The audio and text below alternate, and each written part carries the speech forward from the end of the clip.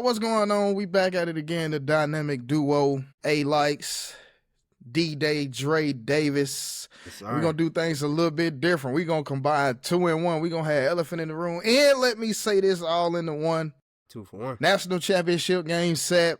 Divisional round set. Coaches then got fired. Coach that got fired then got hired. They said still them boys some was vacancies crying in open. there, man. They said them boys Transfer was crying portal in that going room. crazy, but we'll touch on that on our last Elephant in the Room show after the Natty. But what's going on with you, man? No, man. Wild card weekend just happened. 2 teams just punched their ticket to the national championship. We had an action-packed weekend this past weekend. A lot of stuff we thought we was going to see. Some stuff that kind of surprised us. And I think, we had some pretty good predictions. Some stuff that was a little off, here and there. But for the most part, we agreed on some stuff and we hit our marks. I don't know which route you thought about going with it first, but I know personally I wanted to talk about the NFL because I feel like, first of all, wild card weekend was amazing. You know what I'm saying? First and foremost, I want to get my hats off to, I would say, the wild card winner of the weekend, to me, would be the Texans. I felt like they came out of wild card weekend looking the strongest. And I think that's just defensively. I think defense, as everybody knows, defense wins championships. The Patriots also defensively, but not the offensive output wasn't there. But let's talk about that game first. Since in the last episode, let me say this, we talked about the possibility of this game between, the Steelers and the Texans being Mike Tomlin's last game. That was like the last thing we ended on last week. So, what did you, first, what was your takeaway from the game? But more importantly, like, how did you foresee the Tomlin news? And then I know some reports came out today about, some things that happened in the actual meeting room while he was giving that announcement. So, what was your outlook on the game? I think with that game, it's just like he was on ball time, pending made field goal kick by Baltimore. He would have been out that following Monday. And with this one, I think even in a close loss, I think the writing was still on the wall. Had they lost that game 27-24 or something like that, you know what I'm saying? Very hard fought down to the end game. I think it was still one of those situations to where we tried the best we could. It kind of peaked out. Yeah, we you know what I'm saying? Hey, almost, him and Harbaugh, pretty much almost 2 decades with one organization, but hey, it's time for some new blood in here. So, and that's the way I see it now. As far as on the flip side with the Texans, I think, honestly, in my opinion, if CJ Stroud just plays middle of the pack, like just control the game, don't turn the ball over with that defense, I think they really the Super Bowl favorites, honestly. Right. But it depends on what CJ Stroud does. Like, you got bailed out. The defense bailed you out when you had 5 fumbles, like I think like 2-3 total turnovers. But so it's just like, but you can't do that in every playoff game. Like a team like the Patriots, they got a better offense that will make you pay. So like, you just gotta be mindful of that. But like, if CJ Stroud, like I said, just plays average or slightly above average, this is a dangerous Texans team. And as far as the Steelers, we've been saying this ever since Big Ben retired. Even when Big Ben was on his, you could tell Big Ben was pretty much over the hill. Like, when are they going to find a franchise quarterback? Now, they tried to find some guys, may God rest his soul, and like a Dwayne Haskins. They tried to bring him in. Maybe he could have worked out with Pittsburgh. They tried Kenny Pickett in the draft. That didn't work out, Played in that very stadium for Pitt Panthers. That didn't work out. The Mason Rudolph been a mainstay backup. Obviously, that's not going to work out long term. Mitch Trubisky, Chicago let him go for reasons. They just went through a staple of quarterbacks. Russell Wilson been in a decline for a hot minute. Justin Fields is, they make jokes about Justin Fields, like he just need to go work at T-Mobile and sell phones and stuff like that. So it's just like, but it's like, when is Pittsburgh going to be serious about finding a franchise quarterback? Because it's been 20 years, well, over 20 years actually, since they drafted Big Ben, and they're still yet to find his replacement. So that's the biggest thing coming out of this. And then, like, You got some guys like Cam Hayward is almost 40. TJ Watt not getting no younger. Jalen Ramsey, a cornerback is pretty much done in the league when they switch to safety. So how y'all gonna maximize this situation? Yeah, with that. So, and that's what I think is so significant about them asking Mike Tomlin to resign, and I think they secretly agreed with Aaron Rodgers as well to go ahead and retire once the season was over as well. They said repeatedly throughout the game that Rodgers had pretty much said, this is it. So, I find it very significant that the Steelers, who we talked about the other day, had a coach tenured almost as long as our favorite team in Alabama, and got hired in the same year, as a matter of fact, like you said. But Tomlin being there 19, basically 20 years, but them wanting to go in a new direction. They've only had so many, 3 coaches in 60 years, a very prestigious organization, and it is a blessing and a curse, almost a beautiful thing to see them finally, tear that page out the book and get ready to go write a new chapter, like you said. And I felt like they gave up on the Pickett project a little too early, but they knew, and so with that, they wanted to go out and try to, use the talent they have. Cam Hayward, like you said, TJ Watt, they went out and got Jalen Ramsey. They were trying to use the talent they had to go ahead and win, which is what great organizations do. On the flip side, going to a team with a lot less history in the Houston Texans, a team that's only been around for 20 or so years. They approaching their 25th season next season. And so with DeMeco Ryans, and that defense, a defensive-minded coach is always going to be great in the NFL, but a defensive-minded coach makes a big difference. He has some relentless guys. The pickup of Danielle Hunter, what that's done for Will Anderson and his trajectory. At first when Will got there, he was just by himself and he was still young, so it wasn't very much activity or pressure there. And now we see Will Anderson starting to bloom into that superstar on that defense. Like I said, alongside Danielle Hunter, they still got Stingley. Correct me if I'm wrong. I think they still got Jalen Petre.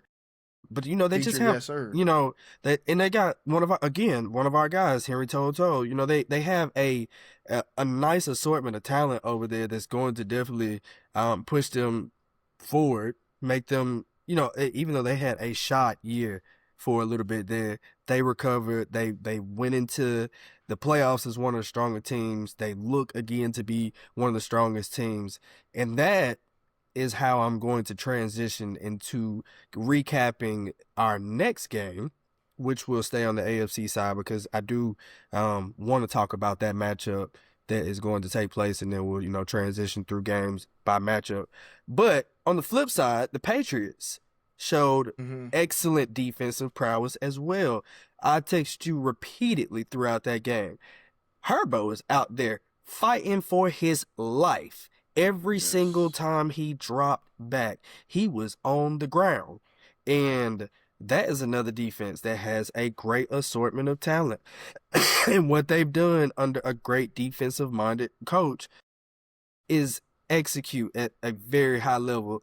A year ago, this team was completely different.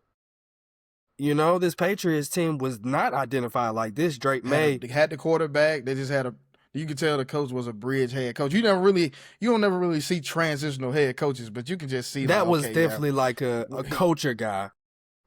He was a Patriot way guy, and that's what they needed for last year, is to get the Patriot way back. They had lost a lot of guys that were the core of the Patriot way, and they had kind of got away with it, not having Belichick, not having Brady, especially guys like that. But they had a really great defensive output. Held the Chargers to 3 points up there in Foxborough. Obviously outside of the Broncos, one of the favorites, of course, in the AFC, but they get to host again. And now they get to host a very hot and hungry and just as young team. There's a lot of inexperience with experience that will be on the field. I think that one is a Sunday game. It will be midday. Sunday. So, and weather still. First one. Yeah, weather is still a factor, because I believe there is a winter storm going up in the Northeast as it stands right now. So, we don't know how that's gonna look. But, well, what you got on that matchup? But the thing is, see, I'll recap with the Chargers Patriots. Okay, so the Chargers banged up O line. One of your premier left tackle goes out the day after he signed, or I think in training camp after he signed his big contract, he goes out.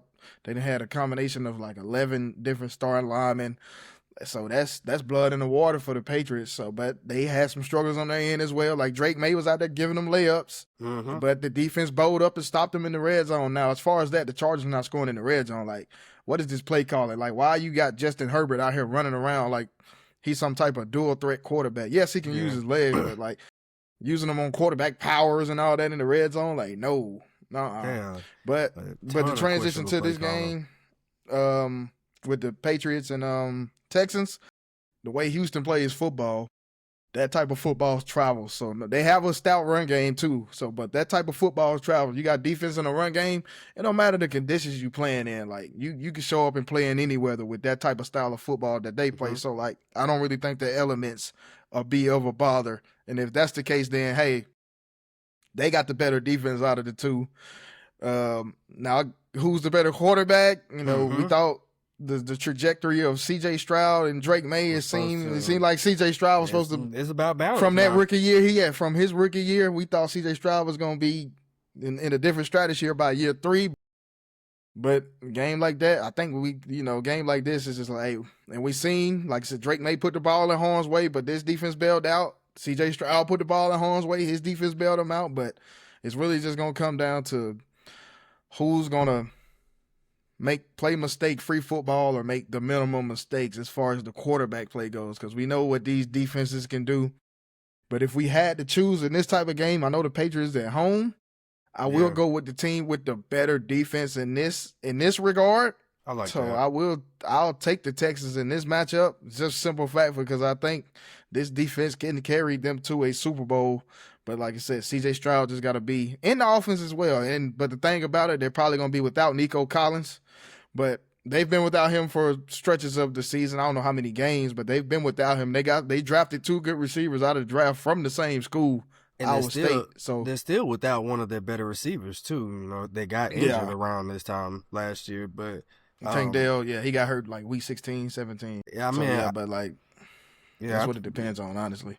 I think I kind of got to side with you on that. I think that's a very good choice. I think that whether they're the best defense, I don't really want to debate that. I think they're the hottest defense right now. That's more so what I think than anything. I think as long as Houston's defense can get more stops than the Patriots, C.J. Stroud, although he just had a very turnover-laden game not too long ago, I'm hoping we'll be able to control the pace of the game and make the right deep throws. I like the way he throws. They take a lot of shots with him, and every once in a while he doesn't connect because I think he has too big of an arm. But if he can get the right plays this time around, I would really like to see the Texans and D'Amico Ryans punch that ticket. So I know this next game is a prediction that I got wrong, and a critical error at the end of this game is what would end up sealing the deal for Buffalo in this particular game. But I think I picked them too. So yeah, I'm pretty sure we did. But I mean, I think it was an excellent choice in hindsight. Unfortunately, the last situations, the last drive there for the Jaguars, unfortunately, a first down interception. Off a tip, like you can't write that. You don't even know what the outcome really would have been.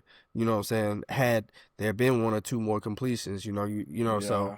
Kicker missed the field goal before halftime, even though it was almost 60 yards. But, some stuff like that. But at the same time, that's how the ball rolls sometimes. We play ball, man. Like, we know, we didn't used to really think about it, but we know, like, that effort that you give in the first quarter, it matters. On a play later on in the third quarter. Sometimes you don't know that the critical things that you miss or make, how they may affect the game. So, like you said, missing a 60-yarder, I mean, it's not easy, but it's commonplace now in the NFL. Him, one of the better kickers in the league, Yeah, and I know last episode we talked about it, man. Reigning MVP, probably not gonna win MVP this year, but Josh Allen sneaking out of Jacksonville with a win. I mean, that's just what you gotta do. You know what I'm saying? Right now, if you Josh Allen, you just gotta win, because you know that if there's any way at this point of his career he can propel himself to the Super Bowl, like we said, out of this AFC, which we already know features 3 quarterbacks. Actually, all but one quarterback in this AFC is younger than Josh Allen in the AFC, in less experience. I believe Herb is younger than him, Drake May, CJ Stroud, and Bo Nix. So the only person that was older than him in his playoffs in the AFC, in the playoffs this year was A-Rod. And we already knew it was going to happen with the Steelers. So, that brings me forthcoming to that particular matchup, which is going to happen this Saturday up there in the Mile High. A game that we just saw a couple weeks ago between the Broncos and the Bills. It is a rematch, and last time the Bills were the victors. I'm not feeling that the history will repeat. History typically says, fool me one time, shame on me, but fool me 2 times, you can't get me twice. Yeah, this is a different team with that wild card matchup from last season. Totally different team. Yeah. So but with this, you come in a rested Broncos. Tricky, very tricky. Because but it's like I said, I hate it for Josh Allen at the same time, because it's just like they saying no excuse, no Mahomes, no Lamar, no Burrow. But then on the flip side, the Bills go all the way to win a Super Bowl, which is hard to do. Guess what they're gonna be saying? Well, guess what? You didn't have to face Lamar, Mahomes, or Burrow. So it's kind of a double-edged sword with Josh Allen in this regard. So it's just like, win. It's a lose-lose even if he goes all the way to win it. But this particular game, one of these styles, Buffalo physical offense, gonna try to run the football. We know what Denver could do: get after the quarterback, start the run. Another, one of the premier defenses. It seemed like some of the best defenses on the AFC side. So it's just like Denver, Houston, a little bit of New England. They were like top 10. I think the Chargers, as far as defense, they were top 10, but their offense just stagnated. But in this particular matchup, it just come down to if Denver can make Josh Allen turn into Superman. If Josh Allen don't have to turn into Superman until situational moments, but if he has to turn into Superman like throughout the course of a game, aside from situational moments, that's the way the Broncos can win this game. And then like, what will Bo Nix do? Last year you were a rookie. I mean, you still young. Especially last year, we didn't expect the Broncos to make the jump that they did to get into the playoffs. Even though I think the year before with Russell, they were only 9-8. So there's that. But we still didn't expect them to make this significant jump to where they jump up to be the AFC West champs, number 1 seed in the AFC. We didn't think they would do that. You know what I'm saying? Thought maybe another wild card team, maybe 11-6 team this year. But what can they do? What will Sean Payton do in this? It's a lot of questions. Like, who's going to make plays for the Broncos on both sides? For Denver, like I said, make sure Josh Allen is not trying to be Superman outside of those moments when you need plays to be made, like in Jacksonville when he took a tush push 10 yards almost to the end zone. You know what I'm saying? So it's just stuff like that. But it's just like, can James Cook have a better outing this time running the football? Can the tight ends Knox and Kincaid make plays? Who's going to be the go-to receiver? Shahir had 12 catches in the last matchup. They down Gabe Davis, but Gabe Davis, it ain't been the same the second go round in Buffalo for Gabe Davis. Keon Coleman, he just tore his ACL. He just tore his ACL. Brandon Cooks made a few catches, some big catches. But these are the type of moments where you have a receiver like a Brandon Cooks, and moments like this in the playoffs where you need a play to be made. So that's a good acquisition for them. It's just, can Buffalo make the necessary plays on offense to keep extend drives and not put themselves in situations to where that pass rush is just getting after them. You know what I'm saying? So, and like I said, it all comes down to if Josh Allen has to play hero ball outside of the critical moments in the game. Like if it's the second quarter, he already got to put the cape on. Then it's gonna be a the long Bills are day. going to be in trouble.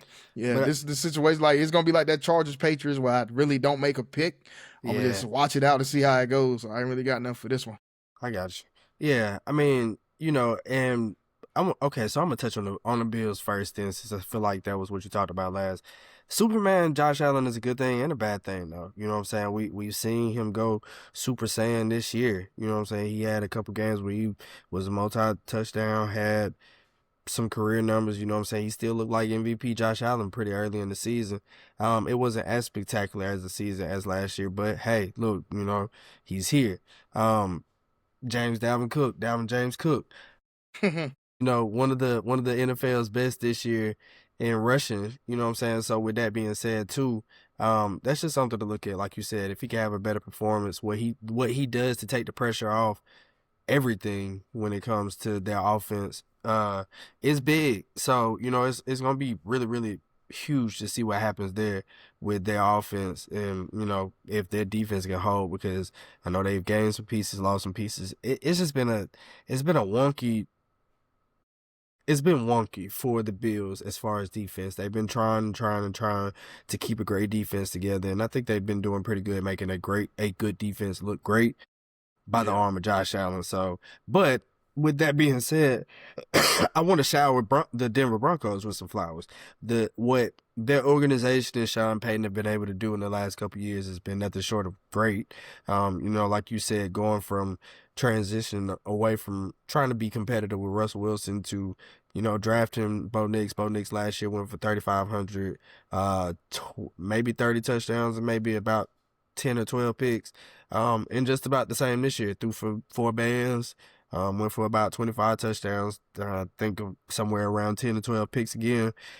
But that again goes to, and what we'll talk about in a moment with elephant in the room, but that goes hand in hand with quarterback development in college. You know what I'm saying? And drafting somebody that is pro ready. And you and I talked about it off camera with Tyler Shough. Tyler Shough is a pro ready quarterback. He is ready to play football right now. What that does for the Broncos in the position that they're in right now with that defense that they've put together, they got some really sneakily good players led by defensive player of the year, our guy PS2. They got Riley Moss out there. They got a guy that I really liked in the draft that was a corner, I think, from Missouri, Chris Abrams-Drain. They got Dre Greenlaw from the 49ers. They got Benito. Funga from the So they have a good assortment of talent as well. And they also had a sneakily good pickup in Evan Ingram on the offensive side. So they did a really good job putting a team together. And so I think that makes them the stronger team in this game. Picking it against Josh Allen has fooled me one time, and as history said, like I said, in the beginning of this, you can't fool me twice. I'm going with Josh Allen and the Bills this weekend. So, I think if you saw it one time already this season that the Bills are capable of beating the Broncos, I do think that inexperience will show with the Broncos at some point, or Bo Nix, or maybe just like with Jacksonville this past weekend, maybe it'll just be a little unlucky bounce. But Broncos, great season, but I think it will be ended this weekend by the Buffalo Bills. And so that will take us to the NFC side. Starting with our guy. I love talking about our guys, man. No matter what happens, I'm always appreciate our guys. So we're going to go over to Carolina, a very packed out stadium over there at the, and I mean, a great showing for a team that was a fringe team to make the playoffs. Any one of those 4 teams, honestly, in the NFC South could have made it and probably had the same performance. But a couple weeks ago, after a dreadful Monday night game against the 49ers, the Carolina Panthers hosted a very hot Rams team, were able to shoot it out with them then. And this past weekend, they had another shootout. They came up just short, 34-31. They're in a win for possible MVP candidate Matthew Stafford. They snuck away with the win. I feel like to me, he is the same as Josh Allen. sneaking away with a win is good for him right now because he needs to take everything that he can to push himself forward. So, what you got for us on it? Puka Nacua made the play of the game, saving that interception, saving that play from becoming an interception. You know, because they was losing, so they no telling what. And the way Carolina was moving the ball, they were telling, "Hey, we gonna kill the clock, get some type of points, and sit on this lead the best we can." Credit to the Panthers, you know. Like I said, moving. I don't want to say they moving. I ain't gonna say they're ahead of schedule just yet, but they're moving right on schedule to like making that ascension, possibly like a Denver Broncos arc by second year under Canales. So I know like the third year. NFC South seems like it's going to be competitive next season. But they made necessary plays. They got Bryce Young took them down the field, got the lead. It's just you got an MVP candidate on the other side. You got to put them away. And from the looks of it, from a moment, it looked like, okay, Carolina might pull this off. But then Matthew Stafford made a throw of throws to the tight end on the right side of the field. It was just beautiful. It was like, hey, man, how can you be mad? Even as a fan of the Panthers, how can you be mad how this game went? I know it's probably a lot of people that, that 10.5 point spread that probably made a lot of money by the Panthers covering because they only lost by 3. So that's why I was kind of surprised with that point spread. Like, really? So it's just like, especially based off what we saw a couple weeks ago. Like, you saw that these guys can hang with them. So why would you think that they can't? Exactly. But they made Matthew Stafford turn the ball over 2 times again. He had 2 interceptions and a fumble, but they made him throw 2 interceptions again. So, but like I said, Puka Nacua doing Puka Nacua things, and then he made that, like I said, he made that play where he turned it to a defender and prevented an interception, and that paid dividends for them. Like you said, in what game? Oh, what game we used to talk about? Basically, like plays early in the game. Oh yeah. Determine the factor late in the game. Yeah, so, we was talking about the Jacksonville game. Yeah, Jacksonville. Yeah. But situations like that, like, minor stuff like that, can come back and help you in these playoff games. Like I said, credit to the Panthers for a good season. Yeah, absolutely. Division winning season. So, hey, we'll see, like, Bryce Young, can you take that next step forward? Because, payday is around the corner, man. So we want you to get paid. You might be one of them quarterbacks pushing $270 million by the time, especially if you go out here and put up the numbers we think you can put up. We doing last. Yeah. But that's all I got for that. Yeah. I mean, and from that, and we talked about it before the season was over, but from that playoff appearance, first appearance for Bryce, 5th-year option was picked up. I think it was very timely. I was tracking, I told you I was tracking Bryce's numbers this year because you have to see that increase from season to season in order for a franchise to see that they can trust and believe in you and give you another year. And then more importantly, in Bryce's position, he hasn't made that leap to right now where any team would give him that contract that he really, really, really wants. And and like you said, it's probably gonna take 2 more years for the Panthers to even make that choice. He's probably gonna get 20 and 20, 2 different years. But will he ever be $100 million guy? That's obviously the question. At some point, we know $100 million right now, like you said about Kirk Cousins, is a steal. So the market, of course, will shift, but that flips me to another set of 2 young quarterbacks. A game that I know I predicted right for selfish reasons, but I can't remember how you predicted. But Soldier Field played host to the Chicago Bears in the rivalry that they have with the Green Bay Packers. Caleb Williams, CW, man, what a freaking show. 300 plus in the air. Is it safe to say he has arisen? Yeah. So, most definitely. That. But, go ahead. Yeah. Ben Johnson, whatever you in this issue with Matt LaFleur, I think that was kind of getting into the way early in the game. Like all this unnecessary going forward instead of taking them points and stuff. But way to stay the course, and then the game kind of flipped on his head in the second half. Your guy, your old DC, Dennis Allen, Mm-hmm. wasn't getting any pressure on Jordan Love early, just carving him up, going down the field I mean, on him. And then second half come around, now you look up, 6-7 guys, blitzing to him.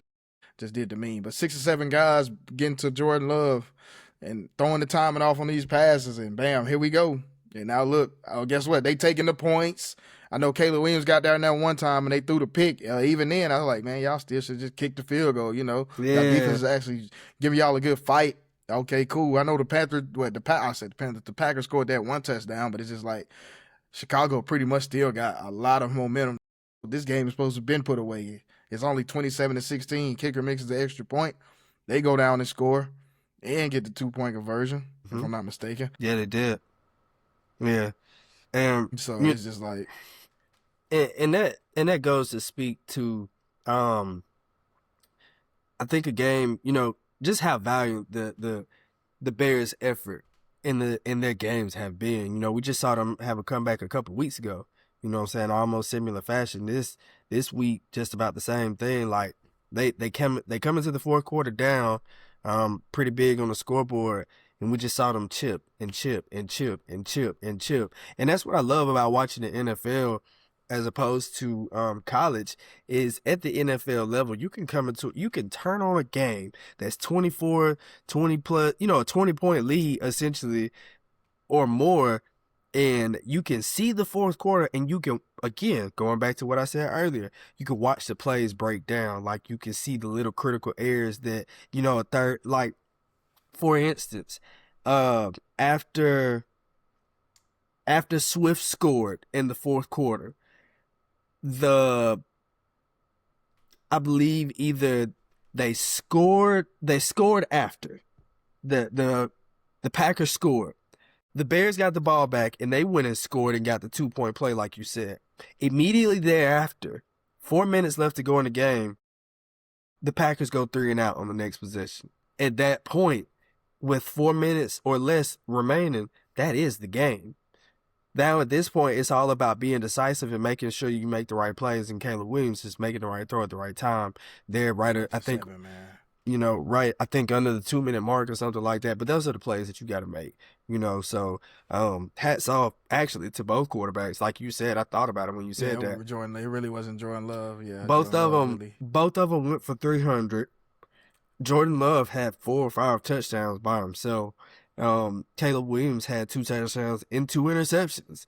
And that just, a testament to that franchise, picking the right head coach, being able to turn around things from how abysmal it's been the past couple of years for the Bears. And so, we'll kind of touch on their matchup because there's a reason why I want to talk about that what game last. But that Bears-Rams matchup, I will go ahead and say up front, I do have the Bears once again this weekend. I like Stafford a lot. I think what he's been able to do on the back half of his career since he left the Lions has been nothing short of amazing. Like I said, I think he is the NFC's version of Josh Allen. He's trying to get back to the Super Bowl. And if he feels the same way as Josh Allen. If I can get back to the Super Bowl, I can win the Super Bowl. He understands what it takes to win the Super Bowl. You just got to play your best game for 4 quarters at that point. But I think the weekend will be Ben Johnson, Caleb Williams, and the Bears there once again hosting. I know that's a little bit surprising, but that's just kind of what I got on that as far as the preview. Thing with that, I don't never really put my money against Sean McVay. One of my favorite coaches in the league, But I picked the Rams, like the Rams and the Bills pretty much were my 2 Super Bowl picks. So I'm going to have to ride it out with the Rams no matter what. Will I be surprised Chicago wins? Absolutely not. But those mistakes that they made versus Green Bay, you're not going to get away with that against L.A. Yeah. Not against L.A., not against Sean McVay. Running game is up there. And, of course, you got 2 guys that used to play in that division in Devontae Adams and Matt Stafford, Green Bay and Detroit. So they know how it feels to be in that environment. So I don't think that's an issue. And then once again, Rams have a good defense. They can run the ball. Like I said it with Houston, this type of football travels no matter the conditions.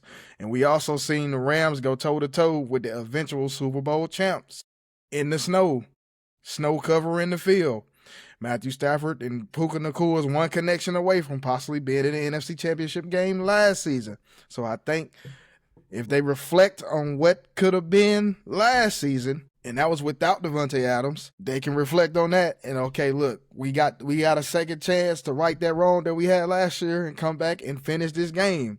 Chicago, like I said, Ben Johnson is a guru, but as you like to say about your guy Sirianni, see that little, the smartest person in the room attitude. Smarter than what you is.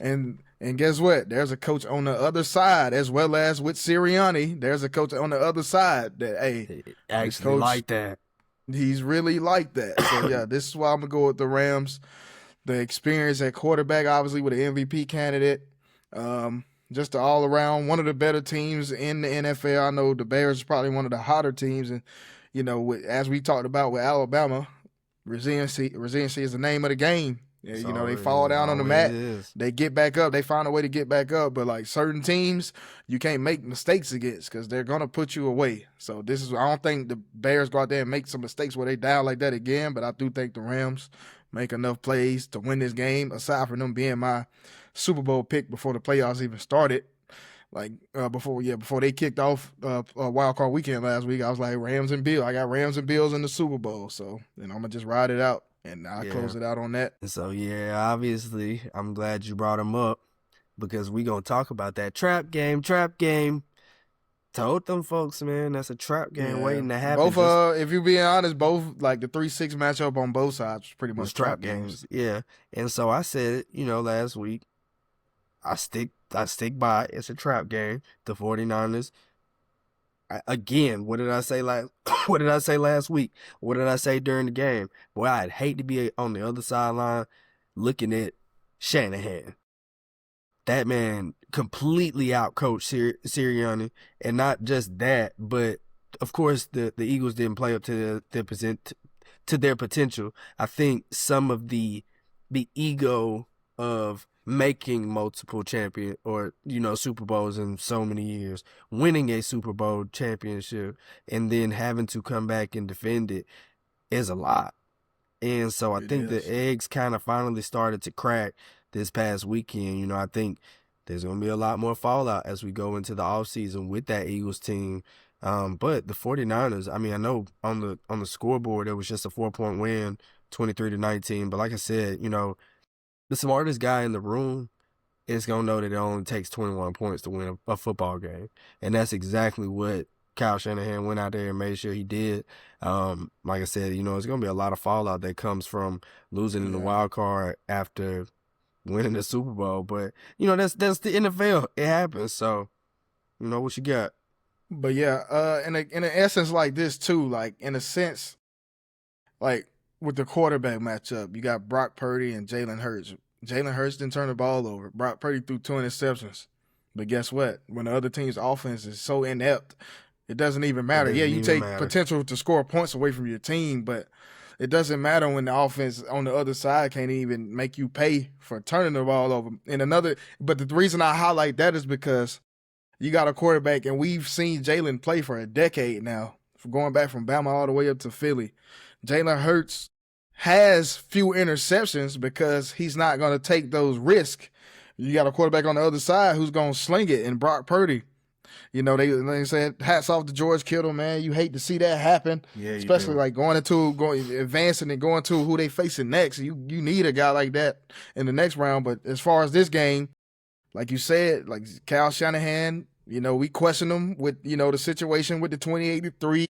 Being up 10 points in 2 different Super Bowls, especially the last Super Bowl they were in. Why does Christian McCaffrey have this many touches? Like, why is he not? But now, that's really what it comes down to, honestly, with Shanahan. Make sure Christian McCaffrey, at minimum, has 20 touches. you want them really to have at least 25, but 20 is a solid minimum. And now with Kittle out, I think the minimum now needs to be 25. So 25 touches without George Kittle. You got the great play. Jawan Jennings was a high school quarterback. You got the great play to Jawan Jennings on the little the wide receiver pass thrown on the rope with that. And then you got the 49ers defense. It's just a bunch of dogs, man. Like, some hungry guys. They've been down Bosa and Fred Warner for a good portion of the season, but you just got guys to get after it. Then, hey, if you want to build your confidence, because this is still the NFL and this still is the playoffs, and these are the defending champs. These games are not easy to win, especially with backups. If you ever want to build your confidence, this is a team to go out here and build it against, the defending champs. So to beat the champs, you got to beat the champs. I mean, like I said, when we discussed with the Eagles' inept offense, calling stuff like everybody can say, like, I know what they about to run just by how they line up. And it's very true. Your guy, one of my favorite quarterbacks, Drew Brees, called it out early in the season. But, he don't know what he's talking about. Oh, we win and we 5-2. But look what happened. Now you're going home. So, yeah. But, Patulo's out of there. We seen with the sideline scuffle with A.J. Brown and Sirianni. It's just like, that boiling point, man. It's just like, hey, it's the same thing every week. Every week is the same thing. But then A.J. Brown also, hey, you got to show up too, man. But, we talked about it with the Ryan Williams. You got to get but on the flip side, I'm not making excuses for him for having drops. Still got to catch the passes. But get your guys involved with some simple stuff to like, okay, they targeting me. You know what I'm saying? Get me ready to get these guys. But yeah, man. But this is the best thing for the Eagles. And watching this game, how it played out, this reminded me of when the 49ers ran at Jerry World in the playoff game that time and snuck them and ran out of there with the win. So this was kind of the same. But Cowboys had a bunch of penalties that game, but they got hit in the mouth. Eagles got hit in the mouth as well. So, with the season on the line, you call that bogus play. Jalen Hurts was even looking like, for real, we doing that? And then he throws it up to triple coverage when he had A.J. Brown one-on-one with a guy, had Dotson across the middle one-on-one with a guy. Could the play have been made? We don't know, but hey, the outcome is San Fran is moving on to the divisional round against a divisional opponent. So there's that. How and with that, we talked about the schedule. And so speaking of the schedule and speaking of scripts when it comes to the NFL and crazy stuff like that, how God sent is it that the very first game of the season for the Seahawks was the 49ers, and the very last game of the season for the 49ers was the Seahawks. And here we are 14 days later, a third meeting between division opponents who have split the series. You see one game November 7th. You see another game January 3rd. Now we're talking about a game 14 days later after a game in which out of the three meetings, no game has gone over the amount of 17 points. And all have been decided by margins that really haven't gone, more than 13 points. In the last game, the 49ers were only able to come away with 3. But again, this is a divisional game, now in the divisional round, which is just crazy to say. I know you know me. I know what you're going to do. We know what y'all going to do. But the question is, can you stop Who's going to do it this time? That's all it boils down to. And we seen in that Week 18 matchup for the 1 seed, because that was a lot on the line for that game. That was a division championship game. I mean, both teams already punched a ticket to the playoffs, but who gets the rest? And who has to play on opening weekend? Yeah. That's a big difference. So, in the way Seahawks were able to just move the ball up and down the field with the run in that particular game, now you got the 12th man behind you. So, it's just this is going to be interesting. This game here is going to be interesting. Saturday night. So, we very anxious to see this one. And then I got a homie, he a Seahawks fan. Pretty sure he excited. It's been a while, to be excited about Seahawks football. Got some guys, 49ers fans. So, it's going to be a little – and we know what 49ers can do in the playoffs, especially when they just – the underdog, the wild card, however you want to call it. We know what they can do. But in this particular matchup, part 3, the trilogy, because it's like, hey, they both – San Fran won in Seattle when they first played. Seattle won in Santa Clara, home of the Super Bowl, by the way, for those that don't know. And now we back in Seattle, but this time I think when it comes to the split, the rubber match, I'm going to go Seattle. The defense in the running game, they're not traveling, but this is playoff football. They got a defense. They got a run game. I think Seattle's defense only got off because of who they played, more so of what they did, honestly. So, you know what I'm saying? Even the Cowboys defense went out there in the second half and held the Eagles scoreless. So, you know what I'm saying? And we already know our issues that we had as far as the Cowboys defense. So, not like I said, that's still the defending champ. Not to discredit them too much, not to discredit San Fran's win too much, but we seen what happened when they played in Week 18 and Seattle was running up and down the field on them. Yeah, that's like you said, they didn't score, nobody scored more than 17, but the way the Seahawks was getting after Brock Purdy playing defense, and they control the clock with the run game, they might only need 14 to 17 points again if they can hold San Francisco to 3 to 7 points, you know what I'm saying? So I'm going to take Seattle in this regard. Well, ironically, and I know this is crazy because we're getting ready to end this part of the show, but ironically, this is the game that I will not make a choice on. Because that series was split in the regular season. I'm split on who I believe will win this one. I think both teams are really, really extremely talented. I think they're coached very well on both sides. I think the injury to George Kittle will play very big. And I also believe Sam Darnold was listed as questionable. And of course he's going to play, but that obviously means, and everybody at this point in the season is not 100%. Banged up. Yeah. But this is one that I'm not gonna make a decision on. This is one I'm very excited to see. Like you said, you got the 12th man, you got the 49ers, you got the good old Crimson and Gold. And that's a very historic franchise. The Seahawks, the Saints have had some troubles and times with them as well. So, and shout out to my boy Miro. Maybe we'll see him in that little package or something. You never know. Shout out to Box Braids, but yeah, man. So, that pretty much does it for us with the NFL playoffs. Like you said, a couple guys got fired, a couple guys got hired, most notably Tomlin getting fired. Well, not fired, I'm sorry, being asked to step down. And Harbaugh now getting a new job with the Giants. So, that's just something to look forward to, or look to the next season coming up. Anything else you want to touch on in NFL news before we stop this one? I don't think Mike McDaniel will be the answer to Philly's problems. I will say that. Atlanta, be calculated in your head coaching choice. The Raiders, it don't matter who you hire. It's going to take at least two off seasons to fix that dumpster fire. Dante Moore, you did the right thing by coming back. You know what I'm saying? We ain't in college yet, but we about to jump start into that. Who else? Cleveland? Yeah, sure. Stefanski in Atlanta might not be bad, but can he develop a quarterback? Kirk Cousins was his quarterback before he took the job with the Browns. Baltimore and Pittsburgh. Sheesh, man. Good luck, man. Good luck. Sheesh, man. Good luck. Because I know y'all don't want some of these coaches in this pool right here. So and they don't want anybody in this pool, so I don't know who they finna pull.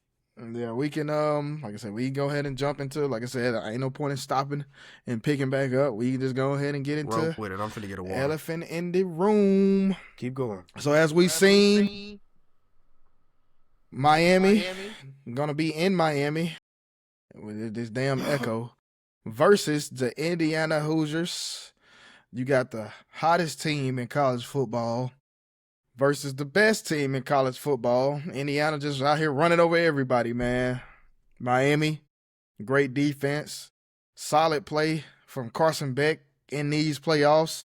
Like I said, Indiana has just been a team that's just been, I ain't going to say they've been coasting, because coasting mean they just been getting by, but they've been rolling. Like I said, this is a matchup of the hottest team versus the best team.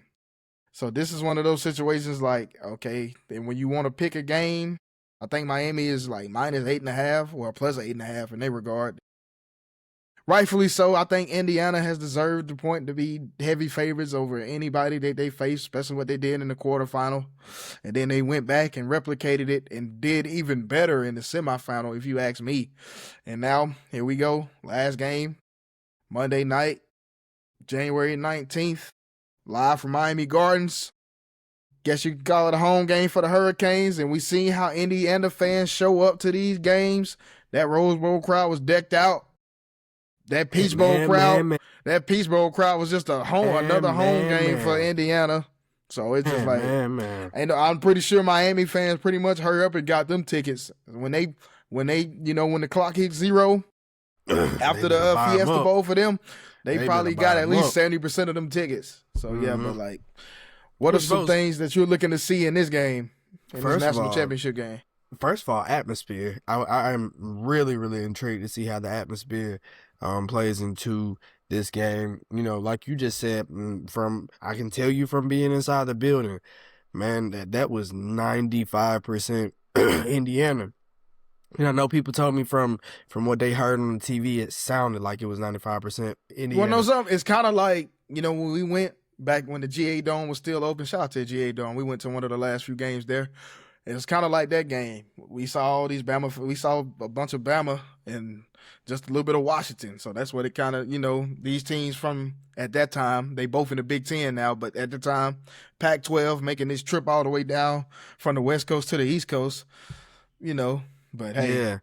I mean, but you called it well last week. It's gonna end up being the matchup between the hottest team and the best team. And I think we both liked Miami in last week's matchup, and I think we both liked Indiana in last week's matchup.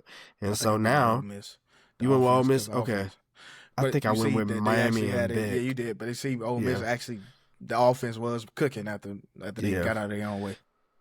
Yeah, but for me, when it comes to this particular game, like I said, atmosphere first is what I feel like is the most important. Like from being there, like I said, I expect it to be either 70-30 or 60-40, straight up. You know what I'm saying? As far as how the crowd travels, I think Indiana fans don't just think, they know they're on the cusp of something great. And first of all, winning the national championship is already hard enough. Going undefeated and doing it is a completely different ball game. 16 wins. Nobody's won 16 games in college football. And for a basketball school, and I will stand by that, because in a few years with the NIL and transfer portal and all that, anyway. And I think they undefeated in basketball. I don't know if it's men's or women, but I think they undefeated at the moment. But nonetheless, enjoy the moment is what I would definitely say to my Indiana fans. For Miami, this is the first time that you've been in a spotlight like this in 20 plus years. Enjoy the moment, definitely, because a couple years ago, man, remember when we ran Mark Richt out of Georgia and sent him down to Miami, and how that looked for a couple years? Like, Mark Richt didn't even... The U is back. Sure. Yeah. You know what I'm saying? So Mario Cristobal, like I said last week, doing an excellent job, especially just helping get the culture back. He is an alum. He is a former player, just like what I said with Gerard Mayo in the NFL portion. The Patriot way. The Miami way is very important, to have somebody that can instill that in you and get out of you what they truly believe is inside of you. And that defense is what I think... Miami's defense versus Indiana's offense is the biggest matchup that I want to see. If they can create any type of pressure on Mendoza, I think that completely changes the game. I think it completely changes the game. But I will say this: can they do it consistently? Because we seen in the Rose Bowl that first drive, it looked like Fernando Mendoza was about to have a long day, and then next thing you know, 38-3 Indiana. So can Miami consistently get pressure and knock Indiana off schedule? That is all you have to do. I think that is as well too. I don't think they've really been placed off schedule for real. Maybe that Penn State game they came back and won, but as far as some of these moments, I don't think they've really been knocked off schedule like they should have. Like, how are they going to respond if they're down 14-0, 21-7, 24-7, or something like that? How are they going to respond? I don't think they'll be down by that much, but how are they going to respond you know, it's 5 minutes left or I ain't gonna say 5 minutes. I'll say halfway through the fourth quarter, and they're down by 10 points. Like, how are they gonna fight? We seen Miami. Miami has been scraping and clawing in every game almost, essentially, with the exception of a few. And then, like, you brought up Cristobal. It almost seemed like they was ready to run Cristobal out of there. Like, we had Cam Ward. We couldn't cash in with Cam Ward. Like, what make you think we finna cash in with Carson Beck? But, hey, when Miami is one of the last teams selected in the field of 12, and guess where they're at? So, the national championship. That lying question of did Miami belong, I think they've answered Long behind us. like 3 times already. Yeah. After the Ohio State win, they pretty much like, yeah, they belong. So it's just like like I said, this is the team that beat the defending champ. Well, so did Indiana, but Indiana more so had a better chance than Ohio State, according to the odds makers. But yes, but as far as Indiana, it's like you dominated in your 2 playoff games. What is going to happen when you get a team like it seemed like Alabama and Oregon just had no posts? Miami got some posts. Knocking my mic over. What are you going to do when you in a dog fight? We seen you've been in a dog fight with Ohio State in the Big Ten championship game. That's pretty much the last dog fight you've been in. And that was a month. By the time that happened, it's going to be a month and a half ago. So what are you going to do when it's 4 quarters of hell compared to, you go out here and you end these games in the first half? Alabama game was pretty much over in the first half. They went up 17-0. Oregon game was over after the first play. That pick 6. It's like, this is pretty much it already, man. So it's just like, but what are you going to do when you look up, hey, we knotted up 17-17. Yeah. You got the Heisman winner, into quarterback. The fourth quarter. But versus a very experienced quarterback on the other side of the field. And then some guys that can get after you. Or a playmaker like Malachi Tony that's going to make plays. CJ Daniels can make plays. So, like. Yeah. I think this game is actually pretty closer, honestly. What we people really like as far as on the field, as far as the styles go, that people would give it credit for. I will say that. And again, I know I ended the NFL portion like this, but I will end the national championship portion the same way. I really don't have a clear prediction for this. Like walking out of the stadium Friday night, I saw Indiana as the national champions, but that was because I was in there. I felt the energy of that stadium. I felt the energy of that team. I felt like them. Mendoza is elite talent and elite thrower, but Oregon just did not bring their best. And I don't think that not seeing the best in a team 2 weeks in a row can be very tricky going into a game like this where you're about to get a team's best, a very best effort for 4 quarters. And so I'm really looking forward to Monday and just enjoying that game. It's been a while since I enjoyed a national championship and actually just sat and watched it. Of course, obviously it's been about 5 or 6 years now since we won our last. So it's just been kind of, a little different to watch a lot of other teams win it. But hopefully this one will prove to be one of the best ones overall. I'm going to go ahead. Hey, you got home cooking. You ain't got to stay in no hotel. I mean, it's game day, but in the NFL, if you stay, in your home city, you staying at home, but it's college is different. You got legends on the sideline. You got your Jonathan Vilmas, Calais Campbells. We all seen Michael Irvin, Ray Lewis. You got all these pantheon of greats that put that helmet on for Miami. Sean Taylor, rest in peace. The Rock. Warren Sapp. I can keep going. Then you got little old Indiana, the basketball school, Bob Knight, Isaiah Thomas. We don't even know who they really had in football. But Miami, this game is in your backyard. When is the last time we actually had the college football national championship and the Super Bowl that can possibly, we seen with the college football national championship, we got Miami, but potentially the Super Bowl, the team that play in that stadium could possibly be playing that home stadium. They could be playing in their home stadium for the Super Bowl in the same season. Now, we've seen teams playing that whole stadium in the Super Bowl in the past, but not with the college football national championship. With all that said, well, shout out to Michael Penix. And I'm going to throw it up like this, man.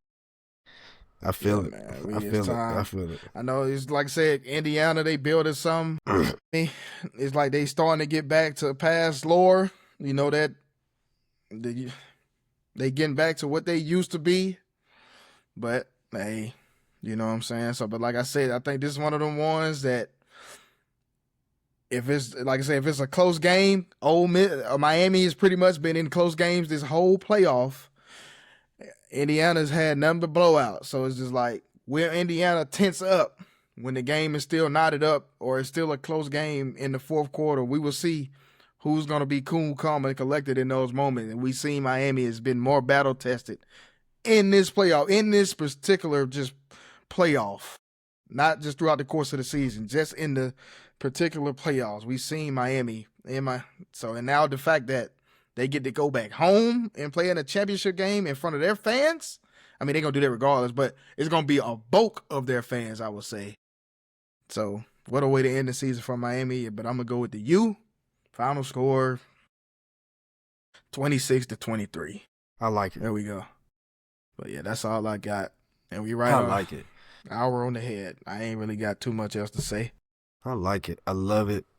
Love everything that we covered today. I felt like that was a great episode, man. Sometimes a dynamic duo is exactly what's needed. We love all of our hosts. You know, we're not gonna call each other co-hosts. I mean, we are co-hosts, but we love all of our hosts. You know, even if shout out to the guys, man. Even if sometimes it's not just us two running. You know, maybe someday it'll be two other people sitting in these two. I can't wait to get spots. that Fan and Raphael show. I can't wait to see that one. But as always, my brother, you know, it's always a good time talking sports with you. We just able to do it now on our own platform. And so that's this ain't nothing but the text message thread out loud being put on YouTube. Yeah, that's all it is, honestly. Yeah. And that's the beautiful thing about it, man. We are the Let Me Say This podcast. That's a little A, and I'm a little Dre. I like that. You know what I'm saying? The word of the day. Free. No, I'm just playing. Let me stop. But we out, man. We out. Y'all.